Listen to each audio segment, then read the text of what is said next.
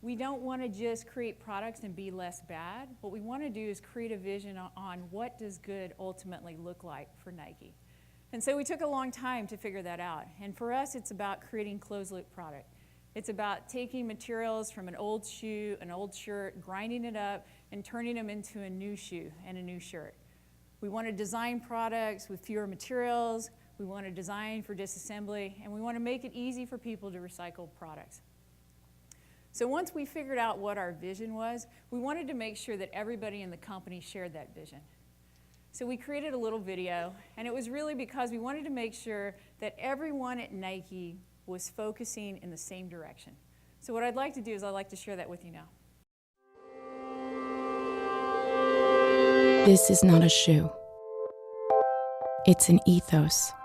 A shoe that is reborn as a tennis court, or a basketball, or another shoe, a better shoe. A faster, lighter, stronger shoe can't still be called a shoe, can it?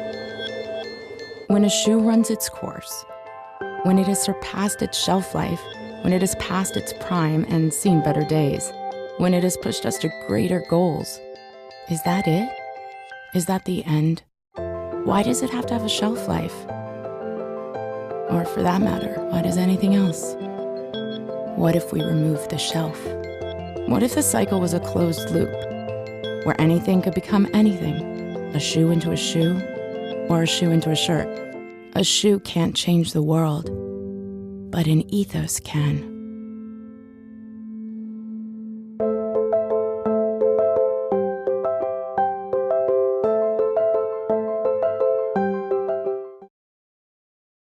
So we went out and we shared that video with our design teams.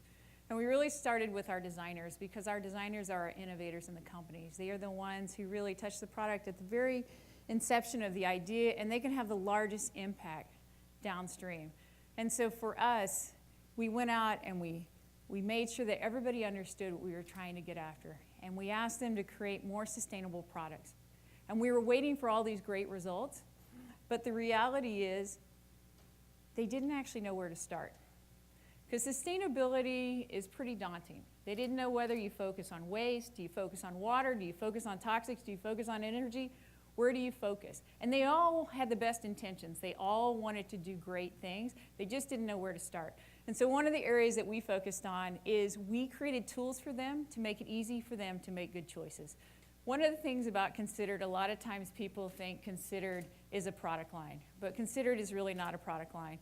Considered is really an ethos of the company. In fact, that was one of the key things when Mark Parker, when I first took this job 5 years ago, we had the conversation. He said, if Considered ultimately is a product line, then we failed. But if it's an ethos and it changes how we design everything at Nike, then we've really succeeded. So what we did was we set overall company targets. We said that we wanted 100% of our footwear to be considered by 2011, and we wanted 100% of our apparel to be considered by 2015. So I have to tell you, in our world, we just got through spring 2011. You guys can be the first group to know, how did we do, right?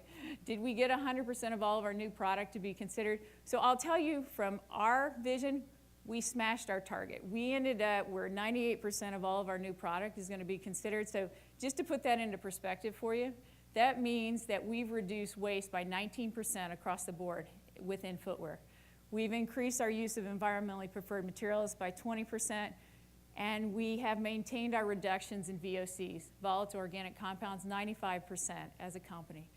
So when we talk about waste, for example, like a 19% reduction in waste across the board, just to kind of put that into perspective for you, that's the equivalent of not producing 15 million pairs of shoes. So these are significant numbers, and it's because we're not focusing on a few products, we're focusing on everything that we ultimately create.